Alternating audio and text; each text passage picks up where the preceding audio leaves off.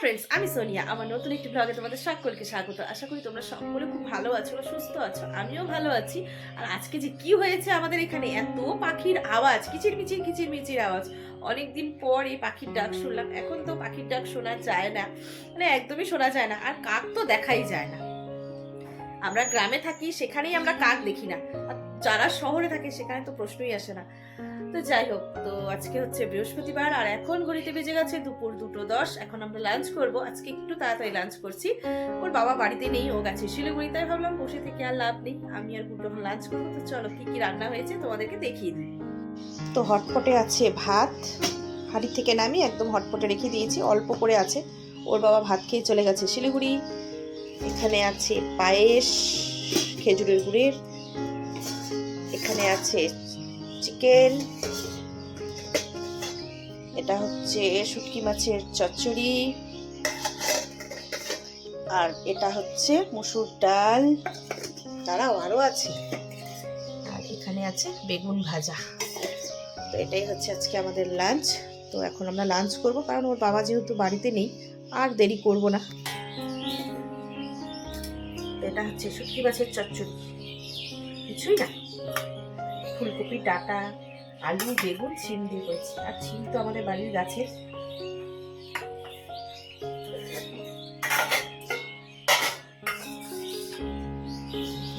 অল্প ডাল, আমি তো ডাল খাবো না, ডাল খুব একটা ফেভারিট না। আর এখানে আছে চিকেন।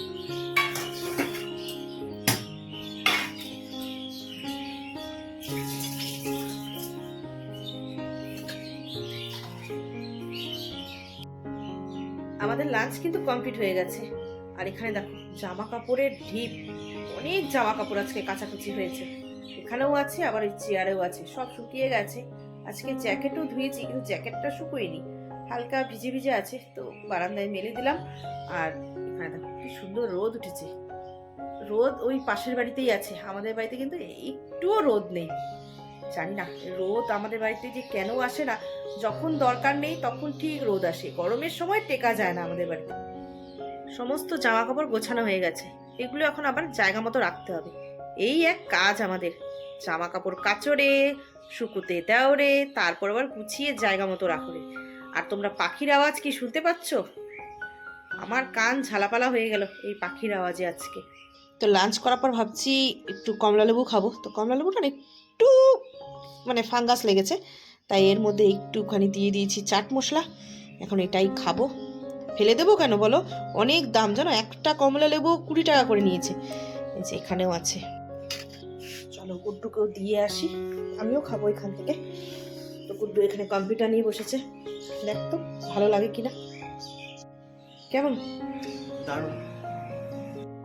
তো বন্ধুরা, অনেকক্ষণ পর আবার তোমাদের সামনে আসলাম। কি বলতো, গুড্ডুকে স্যার এসেছিল পড়াতে, তো আমি কথা বললে ওই স্যারের ওখানে আওয়াজ যাবেই, তাই আমি আর কোনো ভিডিও শুট করিনি, এমনকি টিভি পর্যন্ত দেখিনি।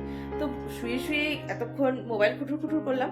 আর বিকেলবেলা না একটু বেরিয়েছিলাম, এই পাড়ার মধ্যে একটু হাঁটলাম, সবার সাথে গল্প করলাম।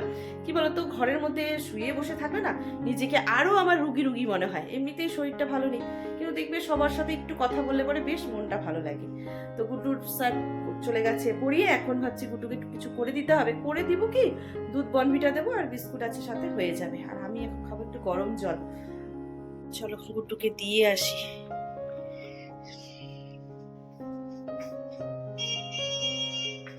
বাইরে কে যেন ডাকছে।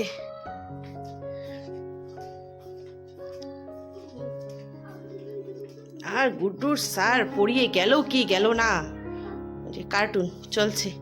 আর অন্ধকার অন্ধকার আসছে, কারণ বড় লাইটটা জ্বালানো হয়নি। সাবধানে, হ্যাঁ, বিছানায় বসেছিস কিন্তু। তো গুড্ডুর মুখ কিন্তু একদম কালো লাগছে, তারাও লাইটটা জ্বালিয়ে দিই।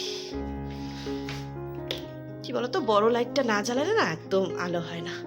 তো এই যে দেখো গুড্ডু বসে পড়েছে, এখন তো পড়তে বসবি আবার। আর আমি আমার জন্য নিয়ে নিয়েছি পায়েস আর মুড়ি। কার কার এরকম পায়েস মুড়ি খেতে ভালো লাগে? শুধু শুধু পায়েসটা আমার ভালো লাগে না, বেশ নোনতা আর মিষ্টি, দারুণ লাগে খেতে। তো এখানে আমি ভাত বসিয়ে দিয়েছি, আর এদিকে দেখো এখানে কয়েকটা বাসন ছিল, তো মেজে নিয়েছি। আর আজকে রাতে রান্না করতে হবে না, কারণ সমস্ত তরকারি পাতি আছে। শুটকি মাছের চচ্চড়ি, চিকেন আছে, ডাল আছে, বেগুন ভাজা তো দুপুরেই শেষ। আর এখন ঘড়িতে বেজে গেছে 9:30। ভাতও একটু পরেই হয়ে যাবে।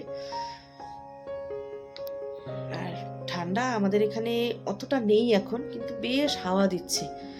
ওই ফাল্গুন মাসের হাওয়া বলে না, ওই হাওয়া চলছে। আর ভালো লাগছে না, তার মধ্যে ধুলো উঠছে।